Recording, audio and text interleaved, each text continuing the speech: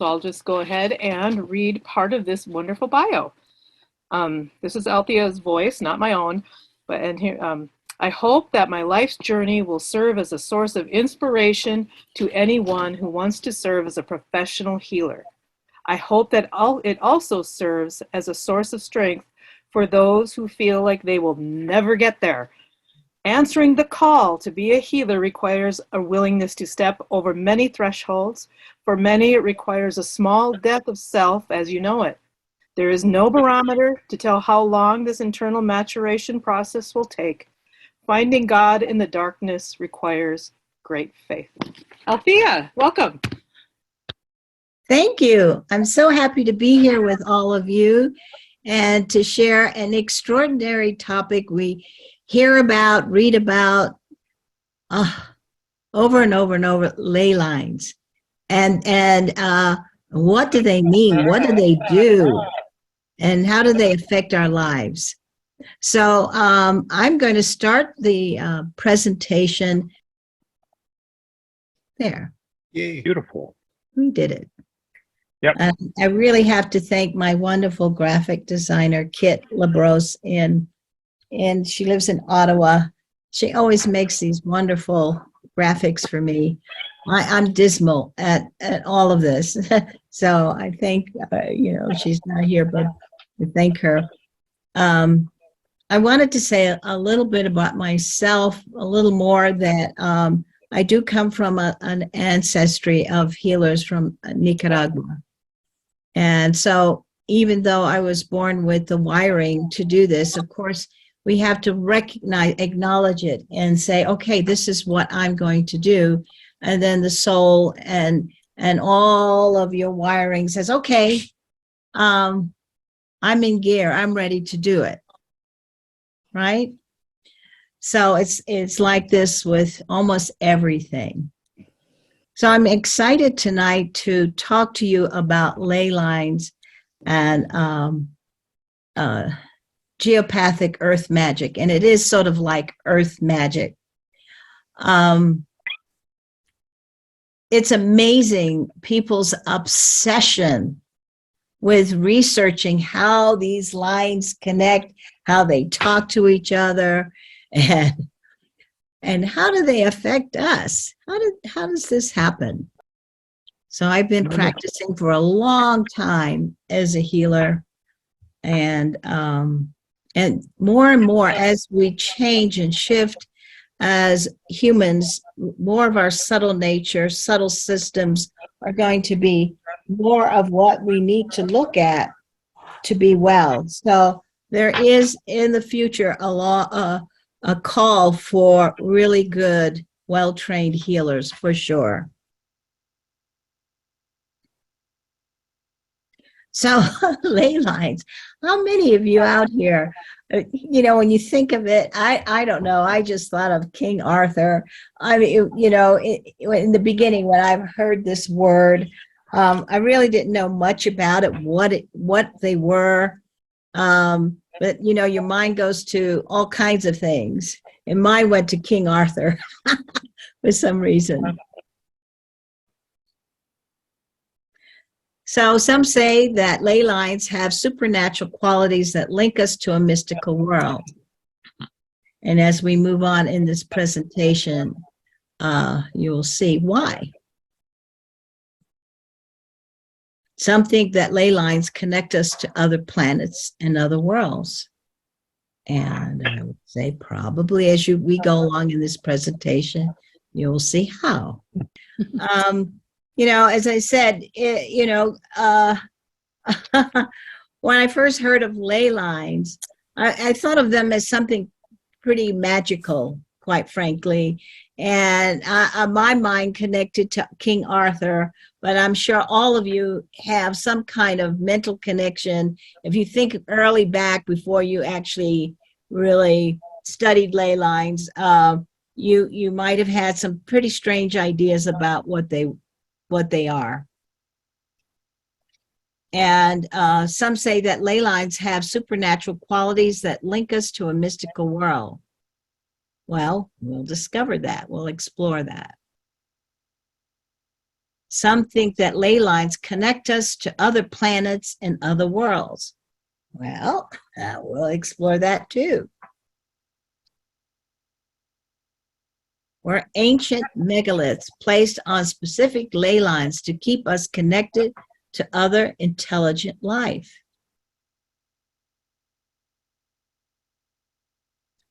Intense UFO activity and crop circles have been found on or around ley lines. And oh my goodness, some of them, there's been a lot of research with crop circles, and some of them are man-made. Some of them are made by dark forces, and some are good. So definitely, if you're a dowser, you need to check before you step into them. I think that Linda Howe, who's a great explorer of this type of thing, stepped into one and got very ill. So we need to be aware of that. Ley lines are believed to have mystical properties that expand consciousness. And I underscore that, expand consciousness. It is said that they are comprised of a sacred network that feeds the spirit of the earth and everything on the earth. And this is a wonderful woman, Christine Hardy, she's French, says that the global network of ley lines create a telegraphic harmonic field. And this is perhaps why many sacred sites, cathedrals, and pyramids are located on major ley lines.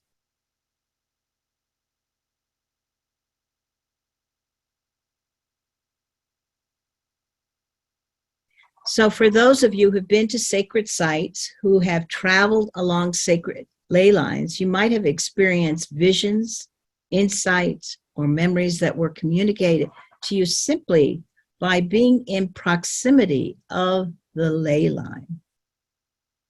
And Christine Hardy calls this experience telegraphic harmonics. Sometimes an entire group can have a shared experience by being in the same field. Very interesting. So ley lines are the Earth's energy grid lines. They are electromagnetic in nature. They run vertically and horizontally across the Earth and inside the Earth. There are sublayers of these lines called Curry and Hartman lines. And recently, there's been a rediscovery of the Emperor and Dragon lines, which are very rare and much more subtle. They come from a cosmic place. And so, now that the Earth is losing its magnetism, and some of you probably are aware of the beginnings of the magnetic shifting of the poles, this is allowing this cosmic energy to come through to the Earth much more easily.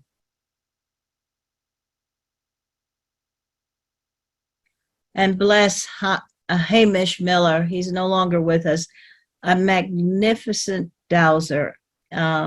He started his life, as a furniture maker, a fine furniture maker in Sussex. And I'm quite familiar with Sussex. And he developed a passion for dowsing and dowsing earth energy lines. And if you want to see more of him, they do have a lot of YouTubes of Hamish Miller.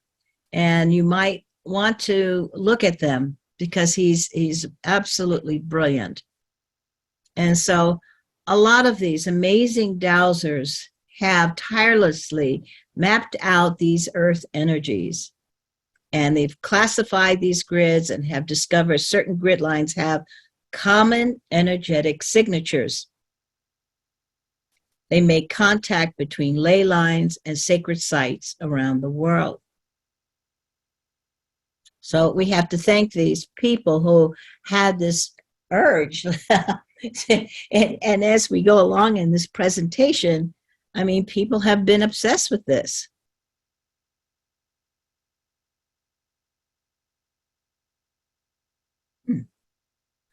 Okay. And this gentleman, he is still with us, and he's quite brilliant. He was a geologist, used to work in South Africa, and then he came back to England and became a bodybuilder. And then his interest, his passion went to dowsing and reading of Rudolf Steiner. And he went deeper and deeper into the study of these ley lines and earth energies. So he's been a real pioneer in developing a scientific understanding of the origin of these powerful energies and how they are generated in the earth.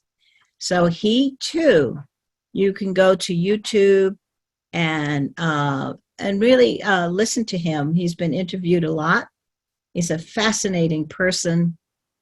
And, you know, we never know what things we are really here for. You know, sometimes you reach this certain point and all of a sudden you get the download to do something. And all of a sudden you're in this direction that you never expected. And I think this happened to him. And he rediscovered 6 emperor dragon lines, and these are the ones that have a cosmic nature to them. They are much more subtle, and apparently there's one that runs across America. So what is a emperor dragon line? Well, because it's so subtle and powerful and cosmic in nature, they usually emerge when the earth is going to go through a major shift of some kind. And I will get into the shifts that are here. They are here. They're not going to be here. They are here. So we'll explore that.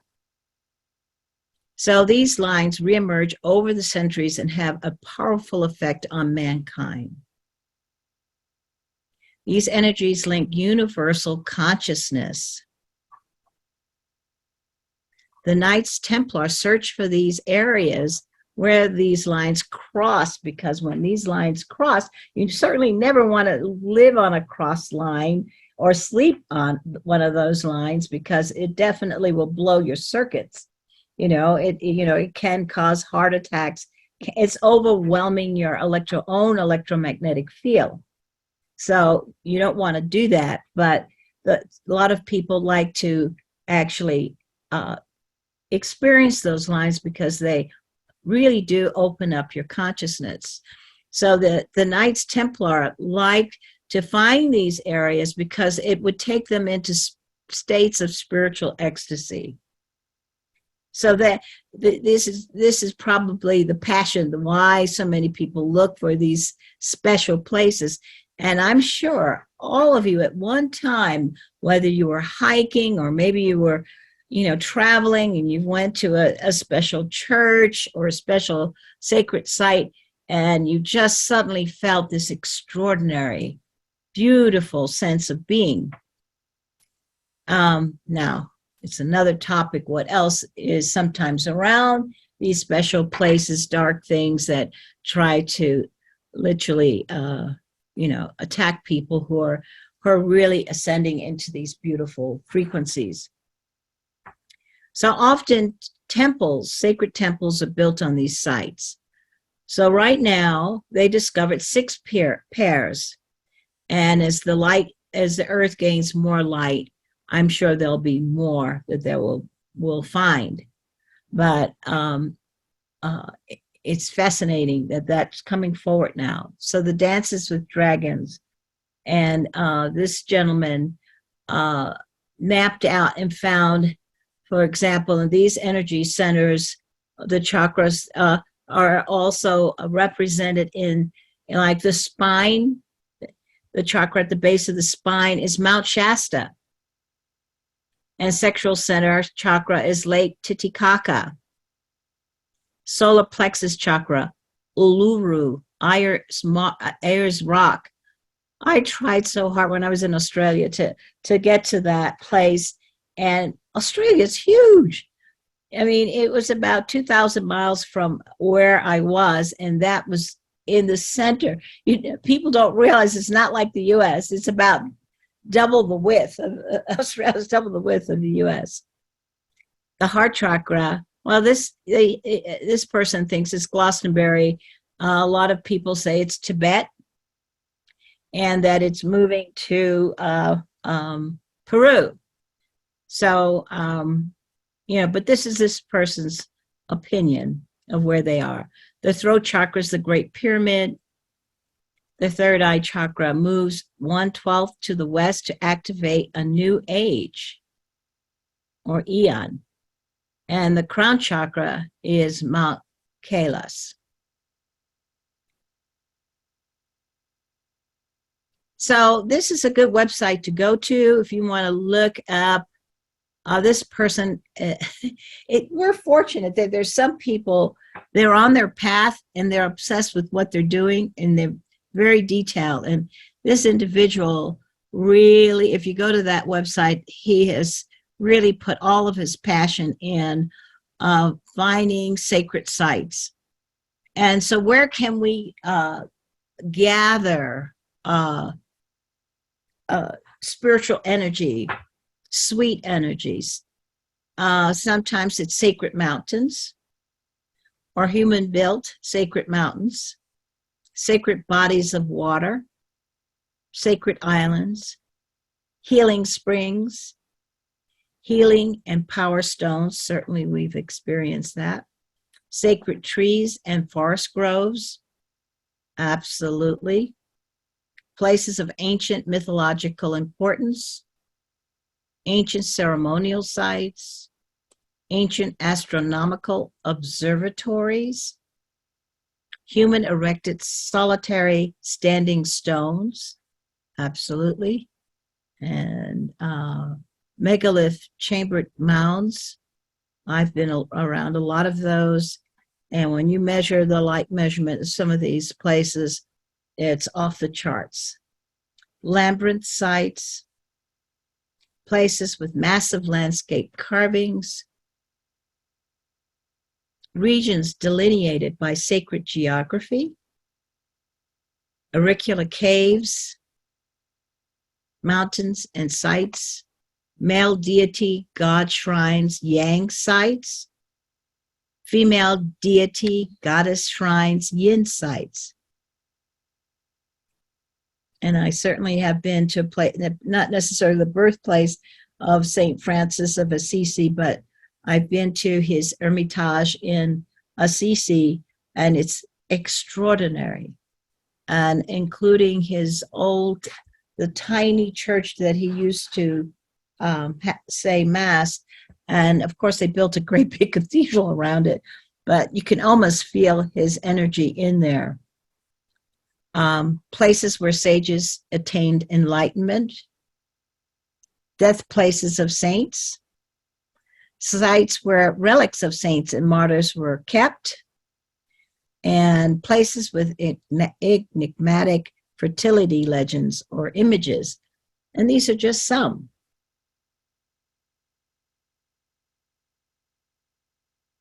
So he mapped out, very interestingly, look at all it. These are all the sacred sites around the world. At least these are places that he found that contained extraordinary energy. So these are some of the sites around the United States. And I looked up New Mexico. So if you go to his site, he has different states and different parts of the world, so you could see where some of these things are. And Mount Taylor, I have been there, and I was invited by the Navajos for their sacred ceremonies that they have in October. And I said to them, I don't know what I did to deserve this, because I was the only person there that was not Navajo. And I have never experienced anything as remarkable as the energy in this mountain range here. So New Mexico, as you can see, has a lot. Chaco Canyon. I think Chaco Canyon is sort of like a mixed bag. It's good and sort of not so good energies. White Sands, Chimayo, and definitely this is an exceptional place. Some people consider it the Lords of the U.S. A lot of people are healed there. Ute Mountain, the Blue Lake, which it's up in Taos, behind the Taos Pueblo. Let's see, how do you pronounce this? Gubernador Knob. I don't know this place. Shiprock, Mount Huerfano, Truchas Peaks. Oh my goodness, Truchas is a very magical place. Chicama Mountains, Mount Conjilon, Mount Capitan. This is a Mescalero Apache place, a sacred mountain. Mount San Agustin. This is a Mescalero Apache sacred mountain. Mount Salinas. This is another Mescalero Apache sacred mountain. And some of these places you may have some access to. You certainly don't have, you have the area around in Mount Taylor, but not specifically to the Navajo holy grounds. Truchas, Chimayo, you can go to easily. Blue Lake, you have no access. So some of these are interesting. Hosta Butte, which is south of Chaco Canyon, Bandelier National Monument, and petroglyphs at the National Monument. So these are just, New Mexico has a lot of very extraordinary energy, I have to say. It's not just in these areas. It seems like the whole state. You can walk around with your dowsing rods and just find unbelievable energy here. Dowsers and spiritual experiences will discover more and more sacred lines and grids that produce powerful frequencies that expand consciousness. The rediscovery of the potent Emperor Dragon lines is an example. I believe every time a ley line or a sacred site is discovered or activated, a new stream of awareness is gifted to the earth for us to evolve. We are being gifted all the time, including that cute little kitty cat. Aw.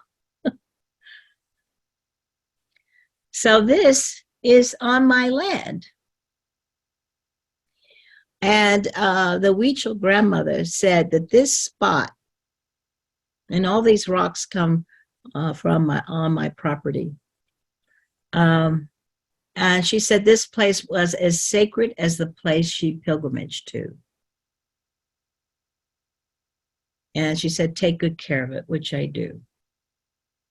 It's a very, very powerful spot on my land. I took this picture. This just in this last year and a half, they've opened a flight path in the back of my house, sadly. But as a friend said to me once, you have like a UFO highway in the back of your property. And I would see lots and lots and lots of UFOs. But this one I took a really good photograph of. Amazing, isn't it?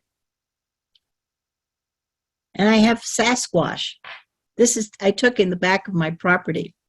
And if some of you are familiar with Sasquatch, they love making art. They will take branches and bend them and configure them in certain ways. They love doing this. And it just so happens that my graphic designer, that's one of her passions. She lives in Ottawa. And she has, if you're interested in that, you can contact me. She has lots of video coverage and YouTubes where she's actually photographed the Sasquatch. So when I showed her this in the back of my house, the footprint, I have a large footprint as well. It's amazing. my property has a lot of activity. How do you like that? So this summer, every summer I have like students come out who study professional clearing with me, and they do their practicum, and they came out to my house, and I have two students, Russian students this year. And one of them found this. It's at about 50 feet from my house. It's in the arroyo. And they measured it. It had 70 million light measurement. I'll talk about how to measure light a little later. And so it is said that spacecraft, the way they fuel their ships is through vortex energy, ley lines. All of this energy is in the sun. They use that type of energy rather than we fossil fuels using dead animals and plants to fuel our environment. They use stellar energy and this type of energy. So now I understand why I see so many, because of what's on my property. Amazing, huh? So believe me, I'm a rock junkie. I go to the gem show in Tucson every year. And so some of us have invested in, pretty expensive crystals and gemstones, not realizing that if you go out to your driveway or in your own environment, some of your rocks that are out there are pretty powerful. And I always say, always ask permission before you pick up a rock, because it may be needed for that spot where it is. We don't know. So, and then learn to measure light, because the light measurement will tell you how much light, how much energy the rock has. So you don't always have to go to a gem show to find powerful stones. So many of the major ley lines have been mapped out to exhaustion around the world with the use of dowsing. So if you don't know how to dowse yet, believe me, open your world. It is so much fun. And I love to dowse. And it's not just with pendulums. I'm going to go through all the dowsing instruments, because it will help you quantify things and find things, find information.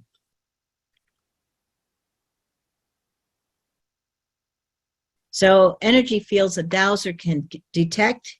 They can detect radio waves, power line disturbances, various wireless electronic devices and signals, cell phone towers and microwave energy interference, geopathic stress pockets. And these are fissures. They call it noxious energy lines that collect beneath the earth. Curry lines, and they were discovered by Dr. Manfred Curry and Dr. Whitman, carry electrical currents in the earth grid running diagonally, northwest to southwest, from northeast to southwest. Man-made electricity interferes with these lines and creates a negative result. So all of these things are seemingly invisible. Dowsers can find them, but you may find yourself uncomfortable and wonder why in your own home and or apartment. Hartmann lines are discovered by Dr. Ernest Hartmann. First, to discover natural electricity in the earth, or natural lines, and those lines run north to south and east to west. And again, man-made electricity can create negative energy along these lines. So these other lines that they discovered are just natural fields of electric current, but somehow when they interface with things that we create, they're not as harmonious. So dowsing has been around so long. They used it originally really to find water, and they used to call it divining. And then in the Middle Ages, they decided, oh, this has got to be witchery, and it had to, sadly, but it was used to find water and minerals, and they used twigs, willow twigs that produce this kind of formation. And if you've ever used them, it's amazing. If you hold them, just as this gentleman is holding them on the right, it pulls. It has a strong pull. All of a sudden, that little point at the end will pull down where there's water. It'll tug down. The first time that happened to me, I was dancing around. Oh, I did it. I was so excited. And L rods. And this is, I would say people use this more now because they cross over if you're looking for water or noxious energy lines or lost objects, that it will cross over. They cross over. And some people use simple coat hangers and cut them in, and they work. This is my favorite. And let me see. I have one right here. Let me show you.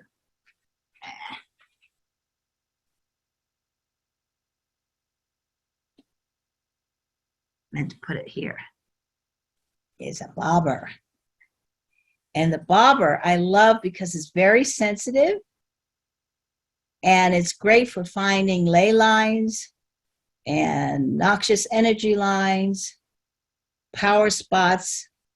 And when you say, show me yes, it bobs up and down. Show me no, and it will go side to side.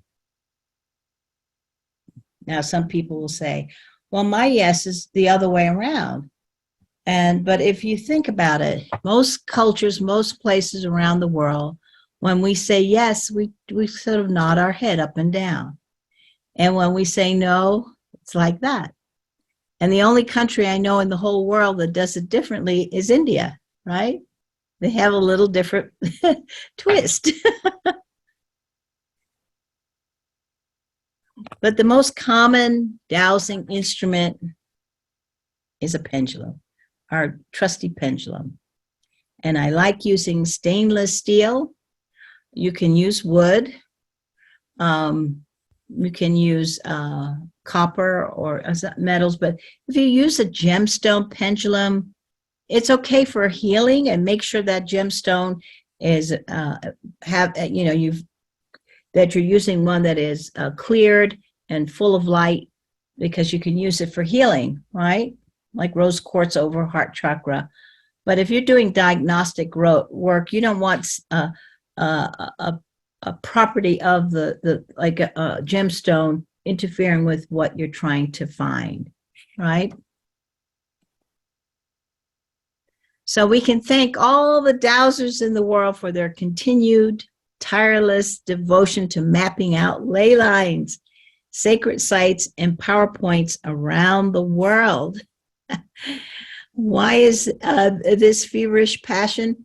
Why is it important, especially now as the earth transverses out of the Kali Yuga age of darkness, to know where these sacred energy lines are and how to use them? So I thought I would put this up for all of you tonight, because a lot of people hear, oh, this is happening, that's happening. And I said, well, why don't I show the procession of what's happening so that you can actually connect to what's going on. So in 1916, and God bless all the hippies, they were the real courageous souls who went out there and put the love energy out there and to love everyone. And they were courageous to fight for injustice. They were willing to go to jail. I mean, they were pretty remarkable people. And so what happened was that the Alcyon is a moon on the Pleiades. There's 7 moons in the Pleiades.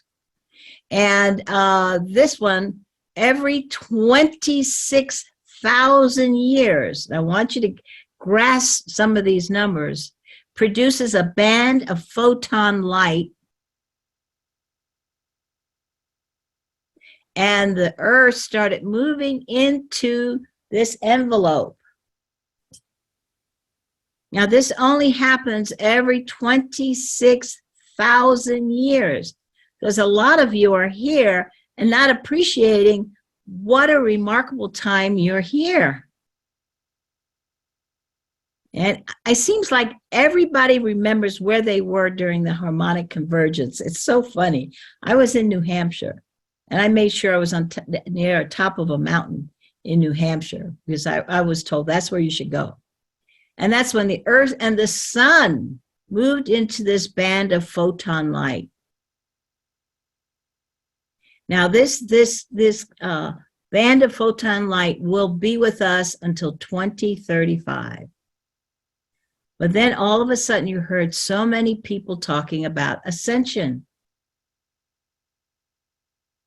I haven't seen a lot of that material lately, but I remember that it seemed like everybody was talking about it. So in 2012, what happened in 2012? Well, December 21st, 2012, there was a grand alignment of the Earth with the central galactic sun. And this coincided with the ending of the 13th Baktun in the Mayan calendar. So according to the Mayan calendar, we are experiencing the last wave. We're just about cresting it. So that's why there's so much chaos right now. But guess what? This won't happen again for 12,960 years. Incredible. And then from 2012 to 2018, we had a procession of equinoxes, and these bands of light merge and pass through the Earth. And this won't happen again for 26,556 years. I mean, when you start putting all this together, you can see this buildup of what's going on. So what happened in 2020? December 21st, we had a grand conjunction with Jupiter, and I think it was Jupiter and Saturn. And this conjunction was unique in the sense that it was so close together that it formed what we call the star Bethlehem. And this won't happen again to 2080. So when we think of the star Bethlehem, we think of the Magi's who travel for the birth of the Prince of Peace. A whole new era was birthed. And once again, this is hearkening a new era. Now, 2025, this is profound, will be the end of the Kali Yuga period. This ends 27,000 years of darkness. And I would say that we are probably within the field right now. So if you get hooked to all the chaos and all the negativity, and you don't recognize, oh, I didn't look over here. There's a beautiful sunset going on. We have to recognize it. We have to acknowledge it so that we can start pulling in the energies of this period. I mean, we are alive during a remarkable time. We chose to be here. So that's why I put this together, because I wanted people to see the procession of things going on that has led to this point. So ley lines, vortices, sacred places, why do we seek them out? Why are they important? The streams of high frequency energy, which is light, A photon is the purest form of light, by the way. Produced by these places have the capacity to heal, increase consciousness. So if you're an energy junkie and you want to find these places, it will help you. It'll help you align yourself to higher knowledge, wisdom, transform, transmute disease, change darkness into spiritual enlightenment. So you can see why through the ages, people loved gathering around these special lines on the earth. And we're wired like the earth to hold and increase light energy. We have a subtle electromagnetic energy like the earth. We're magnificent and already wired to handle higher light frequencies. We're already wired to do this. And like the ley lines, you don't see them. No one can photograph them, but they're there. And when you try to, no one can x-ray these lines, but they're there. An acupuncturist uses them all the time. So the earth energy system, look at the wiring. And here we are, we have these points that are like chakras, where they're like they coalesce tremendous amount of energy in one spot, just like chakras do. And so Schumann resonance, which is the measuring of the earth electromagnetic field, is a coherent vibration, and earth and the human being beat together. What's interesting about, you can get this app on your phone, and you can sort of keep track of the Schumann resonance, because it's increasing, increasing, and increasing. It's helping us connect to the love vibration. The earth is doing that for us.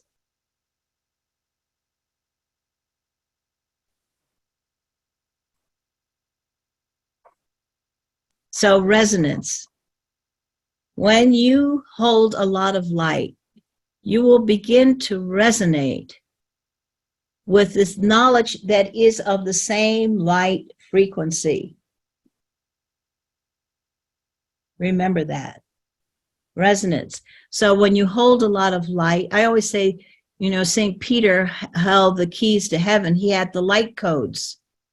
He had all the right light codes. What light levels you have to be in order to resonate with these fields of wisdom and knowledge and light. So, you know, when you're talking about angels and high level teachers, ascended masters, you will suddenly get it. You will get what they're saying. You'll be in touch with angels when your light levels are high. So you want to maintain high light levels. So being on ley lines, finding great rocks that hold a lot of light will help. So being around high frequency ley lines and vortices can increase your light vibration. When you're able to do this, you can help others do it too, just by being this light being.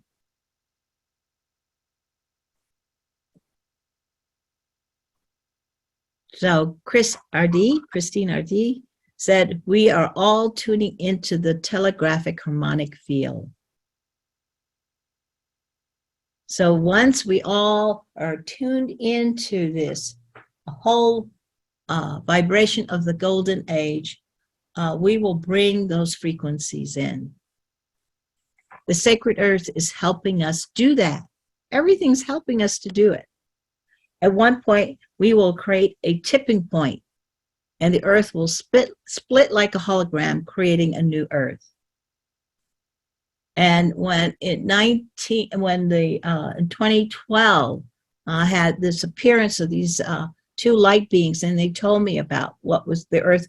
There was going to be a new earth, but the earth, people on the earth had to achieve a certain light frequency in order to connect to it. And at the time I was thinking, how are we going to do this? Because some people are good meditators, some are not. Our food doesn't necessarily have a whole lot of energy anymore.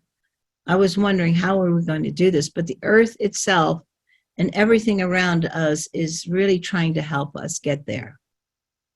So who's here? I see Ted and Michael here. And in September 2013, when those light beings appeared, they said, take a group to Mount Shasta and seek the new earth. And I really didn't quite understand it all, but I always listen to what I receive. And so I just put a flyer out and I said, calling those who are called. And look who showed up, all these people. And we planted a program crystal in a powerful vortex to assist the earth in its next journey. So the oldest person there, and here he is, I don't think he's with us any longer. He was 86 years old.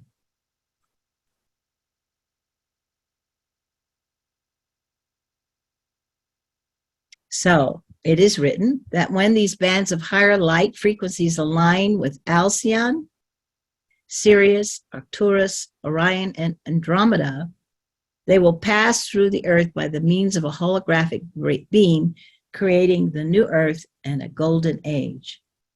And that's happening now. It's not like, before we were reading about these things. Some of it might have seemed new achy, but it's really happening. So how do we get to the new earth? The earth will split like a hologram when it achieves just the right light levels. The earth will still exist. That's what they said. But the new earth will look the same, but it'll be vibrating at a very high light frequency. So I just started to explore a little bit of what happens. We're going to switch gears a little bit here to talk about they're wonderful things about ley lines and earth energies, but they're also, if you live on these lines, they can cause health problems. So I want to bring some awareness to that if you are sleeping on, for example, a crossing ley line or a lot of noxious energy lines, it can cause health problems and things like asthma or heart attacks or cancer. Underground streams also interfere with our whole electromagnetic field. So I myself, I used my trusty bobber because I couldn't understand, why do I always want to leave my house? And some people use Y rods to locate earth grids and geopathic zones. But I used my bobber and I found 60 noxious energy lines, a lot. And I remedied it so I don't run away from my house all the time. So when trees are on ley lines, look what can happen to them. It overwhelms them. So, you want to use the energy of ley lines and these vortices and correctly and wisely. So the most potent point in any geopathic energy grid is the crossing point. Ding, ding. And if you think that it goes from the earth, but it can't reach me up here on the 3rd floor, the 15th floor, it goes all the way through. And I had a man do a presentation. He was an electrical engineer, and his company helped with the powering of Chicago. And he had a heart attack. And this is a man who's really was pretty healthy. And he couldn't understand how in the world did I get a heart attack? And his daughter was having gastrointestinal problem, pretty serious gastrointestinal problems. And then he decided to look at geopathic stress, ley lines, Curry lines, Hartman lines, and he found this crossing right under on his bed, exactly where his heart is, and he had to move his bed. Yeah, and his daughter too. She had the same thing. So farmers found that herds, plants, and pets are profoundly affected by spending too much time on potent energy lines. So even though they're magnificent and we love being on them, you don't want to live and be in that field all the time. And there are some plants, some things that apparently cats like being on, or okay on the, being on these energy lines for a long period. But a lot of the nightshade plants like being on them, mold, fungi, and some medicinal herbs, including mistletoe. But there's a way, if you have a house, and I did this, I created 60 scalar rods, twisted copper, 12 inches long. And what I did, through dowsing, I mapped them out. Where are they? And I put the rods perpendicular to the line, put it 2 inches in the ground, and I did 60 of them. And my house, all on its own, the light measurement jumped to 3 million. In my house, the energy is so much easier to handle. Now, there's some people who have certain rods that they put vertically. I put mine horizontally so that the fissures, noxious energy lines are created by fissures in the earth, and it's just there. It collects a lot of energy. And so what you're doing with the rods, you're just creating an interference so they can't just go into the house. But you could do this in a barn or business. And I hope a lot of you know Dr. Michio Kaku. Brilliant theoretical physicist. He takes physics and brings it into a real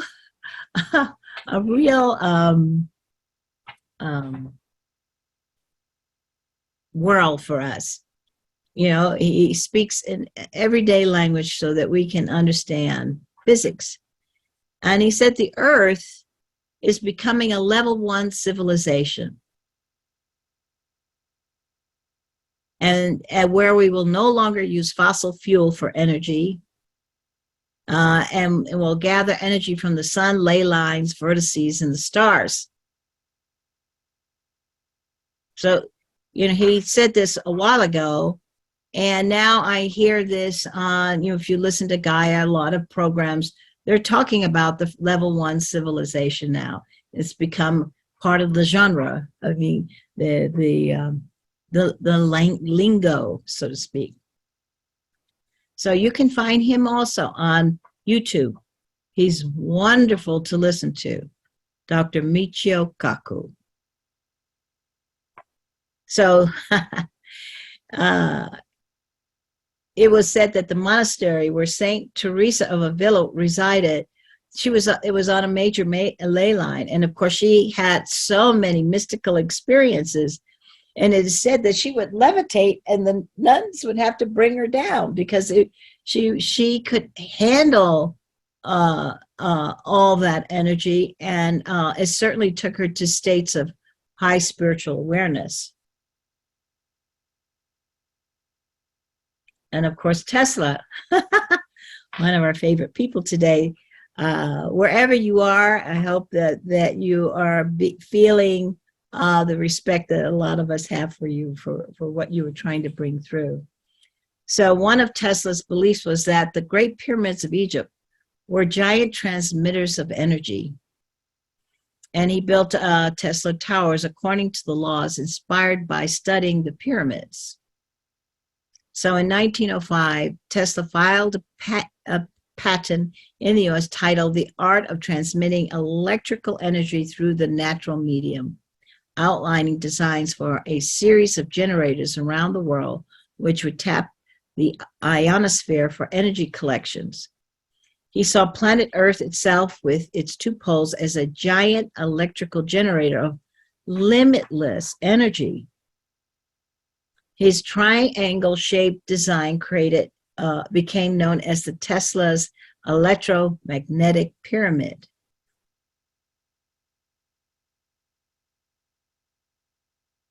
And it's important to really thank Alfred Watkins, because he came up with the idea of the spiritual ley lines and mapped these things out. In 1921, a network of lines stood out to him like glowing wires all over the surface of the country. He also set up in motion a whole thought process around ley lines and supernatural and spiritual beliefs. So some of you may have heard of him, Alfred Watkins. And I think,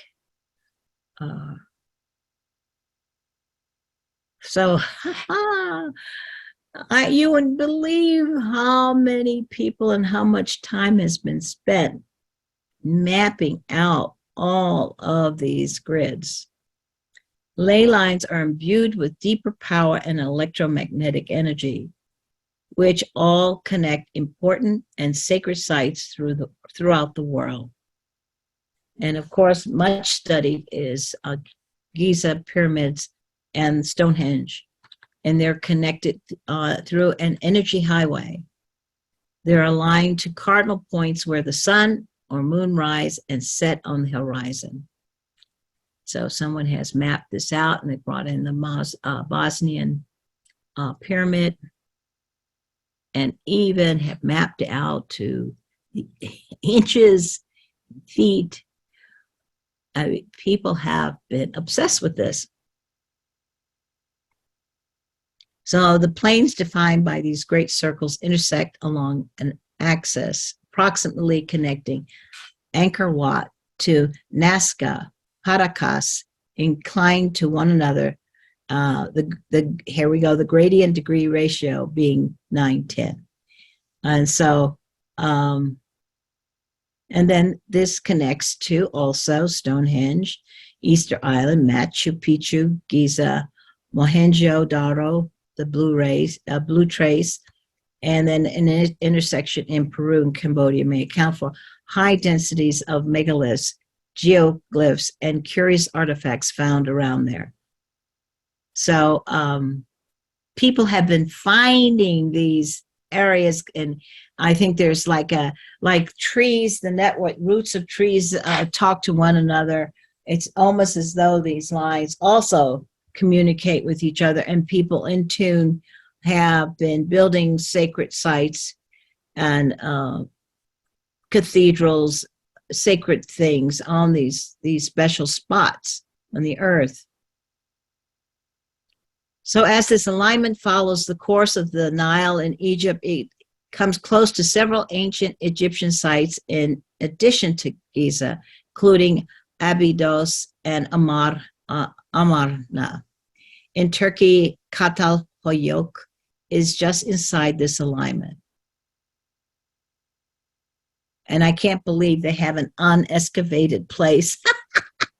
Because when you go through, if you are an aficionado of ley lines, you will see that people have been mapping, connecting, trying to understand what is this all about. This one I found interesting because this is a 5-pointed star. And of course, these spots where things cross are very powerful, by the way. And so in the 5 spots, they found that one place is missing, and I believe it's Atlantis. So again, they have mapped out to fine degrees, tiny little things. Exactly. They're just finding so many ways to connect these energies. So most monumental historic buildings lie exactly on the main point of a crossing line. So that would be things, these are crossing lines. And many world capitals are on these crossing lines. Many state capitals are also on the latitude lines of the historical sites. So Kazakhstan recently moved its new capital, Astana, on the latitude of Stonehenge. Interesting.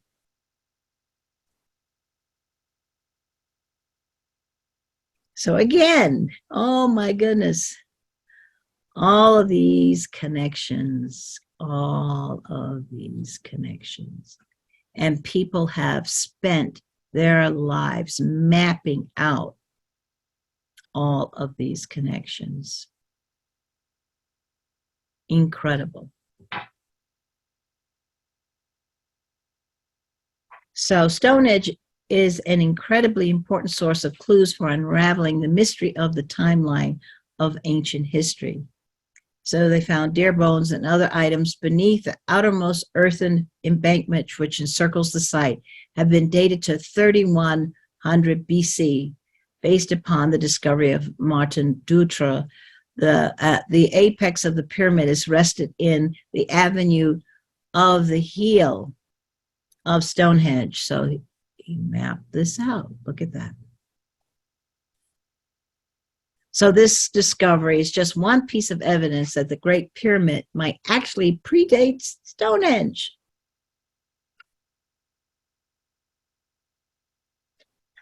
I had to put this in because I have been to this place. I've been to Stonehenge by Avesbury.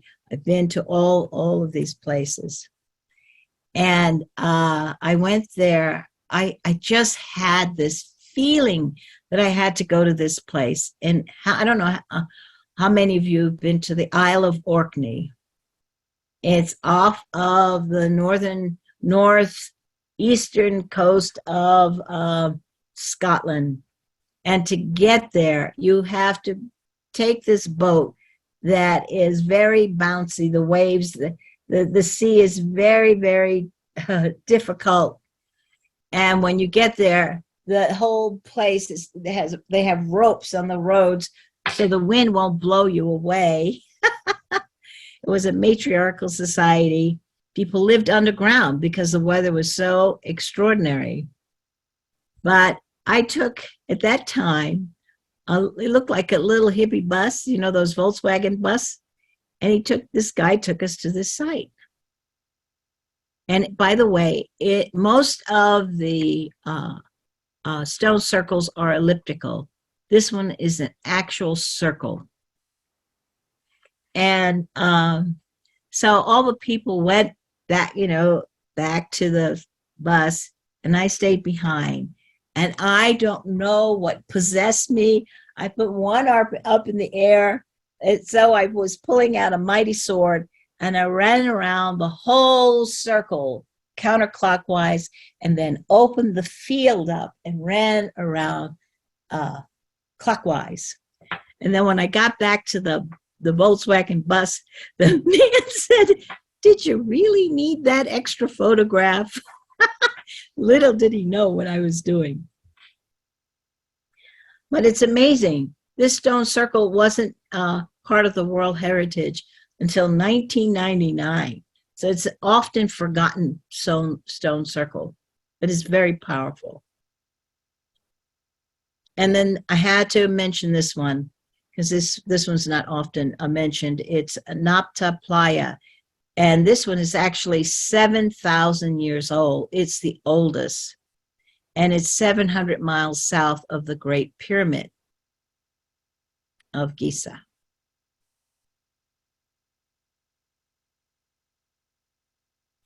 So these megaliths have been around for thousands of years, mapping out what many believe to be the earliest celestial rocks that helped with harvests. And later, these sites, people use them as ceremonial sites. They may not have known why.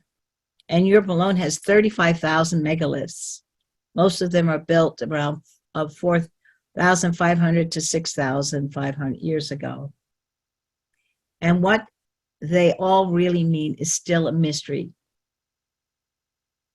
Despite the feverish mapping out of the dots, no one really can conclude the why of it all. The only thing we do know is that when you spend time in these areas, it can expand your consciousness. It may put you in a feel of collective consciousness. You may be inspired. Certainly, where I live, I have invented quite a few things so I'm living here that are of an extraordinary nature. And little did I know, you have to look in your own backyard. Start mapping out your own backyard, because you may have ley lines and really high energy stones that, let me put the light on here, it's getting dark, that you're unaware of. You're sitting there and it's waiting for you to connect to it.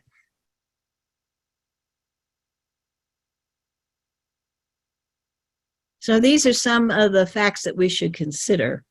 And I've been thinking about this. Suppose the Earth was a massive think tank for star beings, and we're all our AI experiments created to see where and how we will evolve. I've heard this before.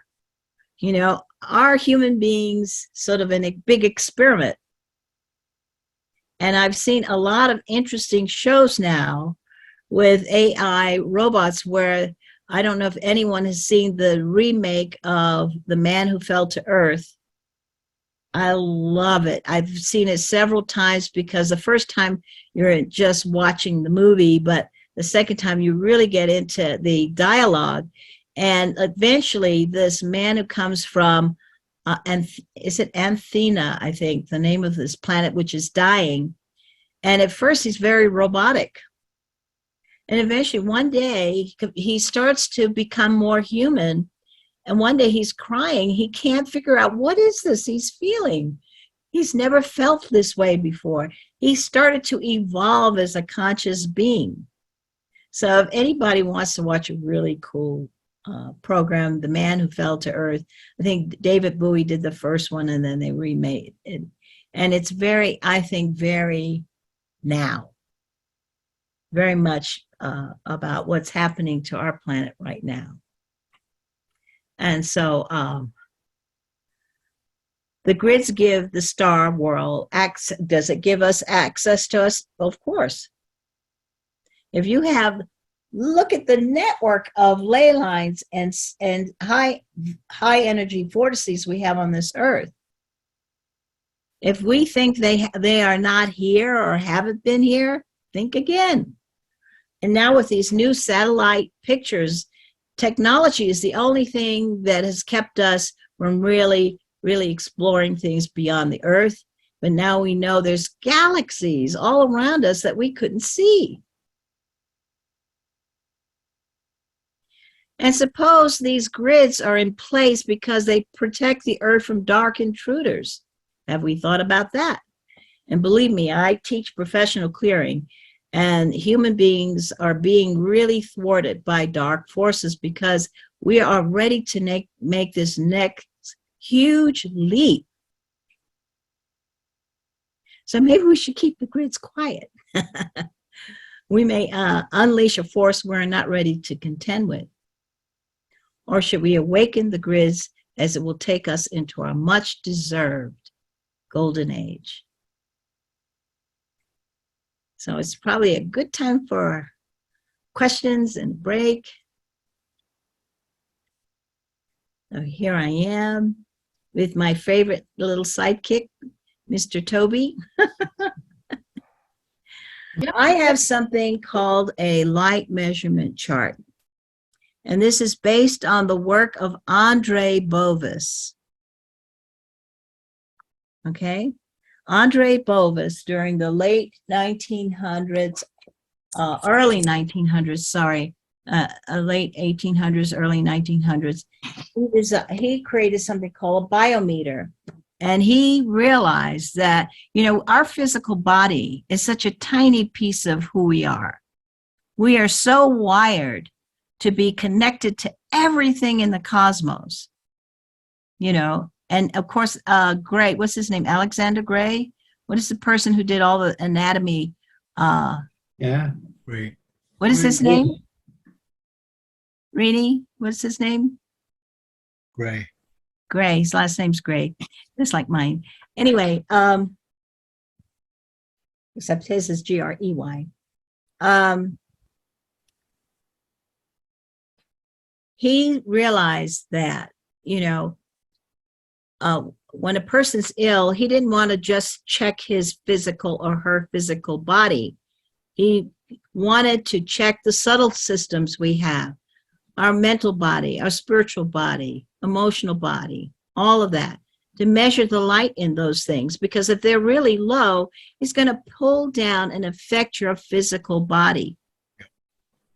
And the difference between healers and acupuncturists, we look at that first, the subtle systems first, and then the physical body. And your allopathic doctor will look at your physical body first and its functions.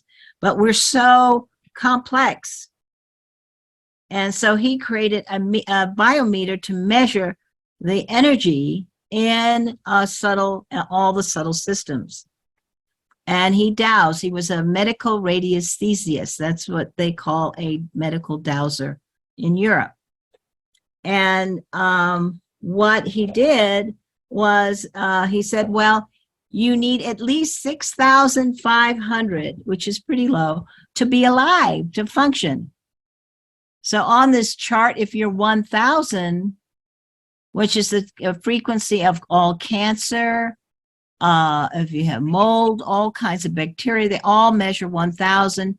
If you have 1,000, you can be sure you have pretty dark forces in your energy field. But let's just use a cancer patient, for example. How can they heal or respond to therapies if they're only 1,000 when you need at least 6,500 to be alive? So what I do with people who have cancer, I make sure they're up to 1 million so that they can respond well to the therapies they're receiving.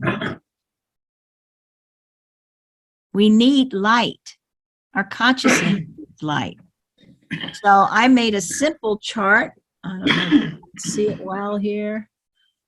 I have these. If you go to my website and join my email list, you will get 3 free webinars on a light measurement chart, how to dowse, and how to make a witness. And I talk about all of this in detail. But these numbers on this little simple chart will tell us so much. Yeah, thank you for doing that. Whoever amplified that. That's what it looks like. So, let me show you. I'll just bring the camera down and show you with a pointer. You can make a witness on a simple paper. So you write your name and birthday. So who would like me to measure their light? How about you, Hope? Sure. So spell your name. Hope. Hope. Uh-huh. Scholes. Scholes. You need the whole thing? And then I need your birthday. Oh, 2/15. So we never use 2 because in Europe for the month, because in Europe people put the day first. So you're February 15th. Yep, February 15th, 1958. Your baby. So then we put a pointer. And I'm going to show you, I took some pictures of some of the sacred sites to show you how we can measure the light in those sites, okay? If I put my pointer down on her name, I am connecting to hope, no matter where she is in the world. And then I put my pendulum in the center, and I say, point to the light measurement of Hope Scholes, born February 15, 1958. You see that? 27,000. She has a very high light measurement because most people are only 14,000. So if you're 14,000, then your psyche is going to be in resonance with the masses, which are not doing so well right now. And meditators always start at 18,000. And someone is 27,000, they're working at a pretty high light frequency. And it's so simple. You know, Cool. yeah, this is invaluable.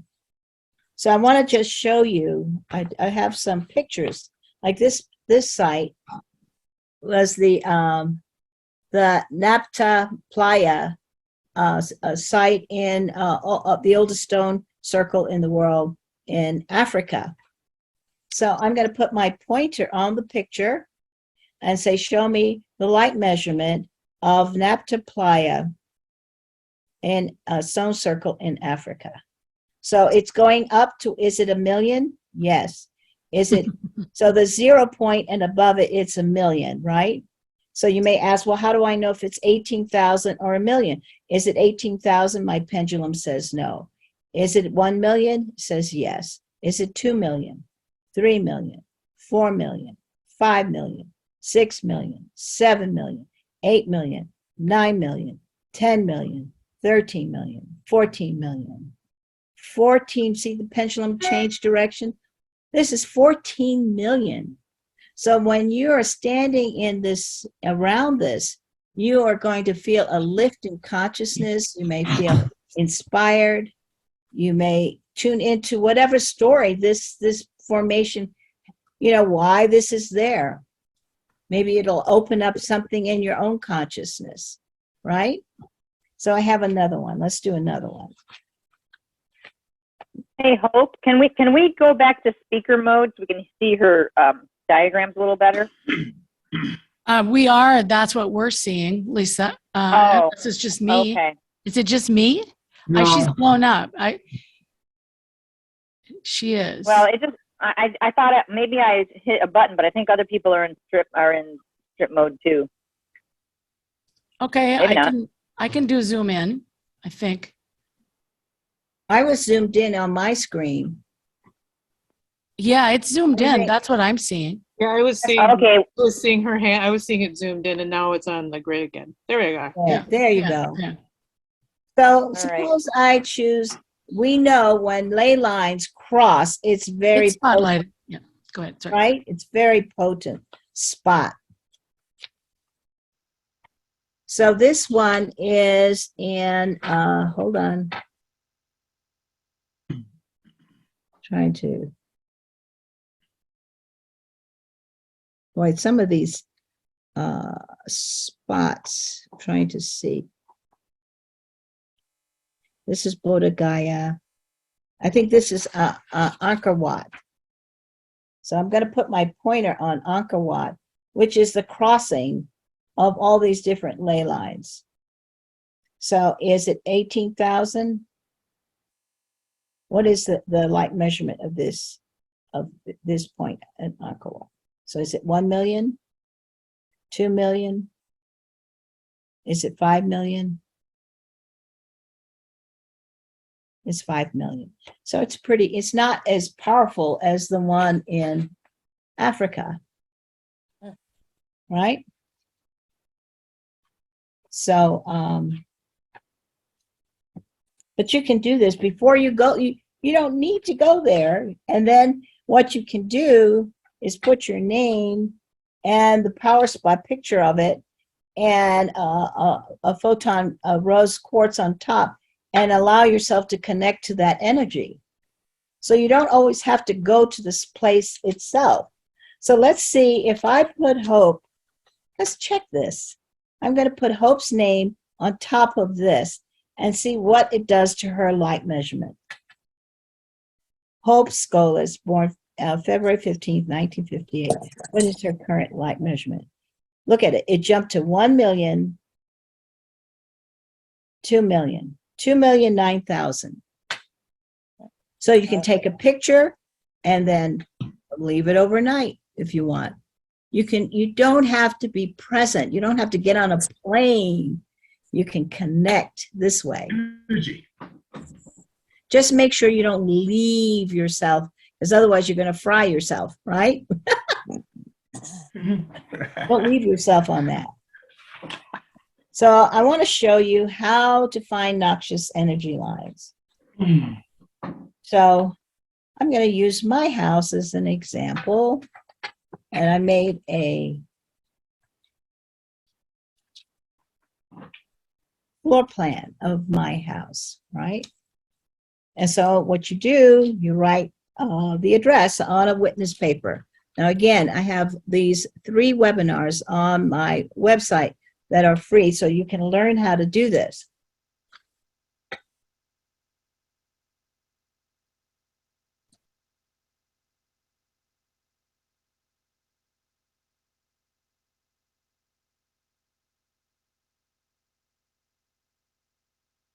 You use pencil always.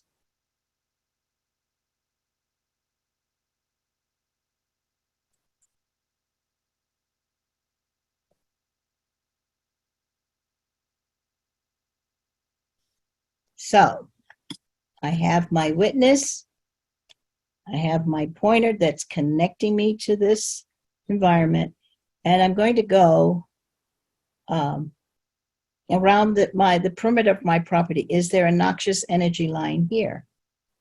No. Is there a noxious energy line here? So there's one here. So what I do, I mark it.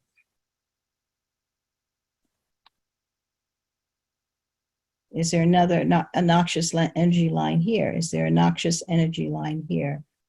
I wouldn't find a lot now because I've corrected them, but there's one. Is there a noxious energy line? Can here? you remind me what you wrote on the paper, Althea? This is my address. Oh, that's your address. Because I want to find the noxious energy lines around my house. I'm not finding a lot now because I corrected it, but I did find one. So you go slowly and ask, is there a noxious energy line here? And if you live in an apartment, you can do the same thing. Is there a noxious energy line here? Is there a noxious energy line here? Is there a noxious energy line here? See, I did a good job, you see? Noxious, and there were 60. Is there a noxious energy line here? Noxious energy line here. Is there a noxious energy line here? So is there a noxious energy line here? Is there a noxious energy line here? And go slowly. Is there a noxious energy line here? Is there a noxious energy line here? So there's one right here.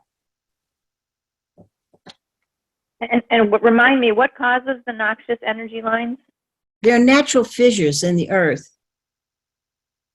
You know, there are a lot of breaks and dips and holes and things in the earth that collect a lot of energy. And it's not that when it becomes negative is when you're on top of it. It's all around us, you know, but when you're sleeping on it or living on it, it's not so good. So I have all right, it's a naturally occurring yes. variation in energy coming up from fissures. Okay, got it. Thanks. Yes. So is there a noxious energy line here? Noxious energy line here. Is there a noxious energy line here? Is there a noxious energy line here? Yeah, there's one right here.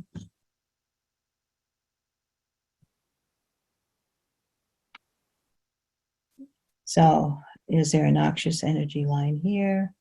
Is there a noxious energy line here? There's a noxious energy line here. A noxious energy line here. So I did a really good job.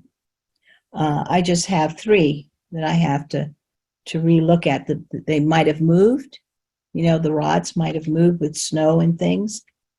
But if you live in an apartment, you can put these copper rods inside the house on the walls, close to the wall, so that you can block them. because you may not have an outside access, but you can put it next to the wall and tape them there. And believe me, you will feel so, I'm not kidding. No one would ever find me home. I would work and then couldn't wait to get out. And I didn't know why. I said, what's wrong? And I corrected the whole thing. Pretty much. I just have 3 spots. Any questions about this? Yeah. Yeah. Oh, wait. Yeah, I was just curious, did you use the copper rods for all of those? I have a couple of them Yes. at work by the Yes. other offices, and it really helped a lot. Doesn't it? Oh, Yeah, I'm a massage therapist and energy healer, and I was getting some bad stuff from another office. yeah, they really work. They're like these little skinny, they're about 2 feet long, maybe 20 Okay. inches long, just little. Yeah, I have mine are 12 inches long, but you can, sometimes you have to line them up because maybe you have a long, like one area where it's a whole long piece, Mm-hmm. where the whole area needs to be taken care of. I had a few spots actually on this side where there's still one, and that's where my desk is in my big office, and I never sit there. Can it be an electrical field that would cause that too? Well, it is. It's Because of all the electric. computer equipment, I imagine. Well, that amplifies it. Yeah. Yeah. Yeah. Thank you. Sure. Does the pointer need to be metal? Is that a special pointer? This is wood. It's wood. Yeah, people have my gold kit get a golden one. Okay, I'm going to get a gold kit. Yes. Now, my gold kit, that's a big story. There's a lot of people here who have them. They know it increases light in the consciousness and the cells of the body anywhere, your home, and you just use a witness and these gold, I don't have them here, gold Tenza rings, but that I created. I didn't create the Tenza rings, but I created how to use them with the gold vials and stones. And it's, I'm very grateful that I know how to do that and I can teach it to others.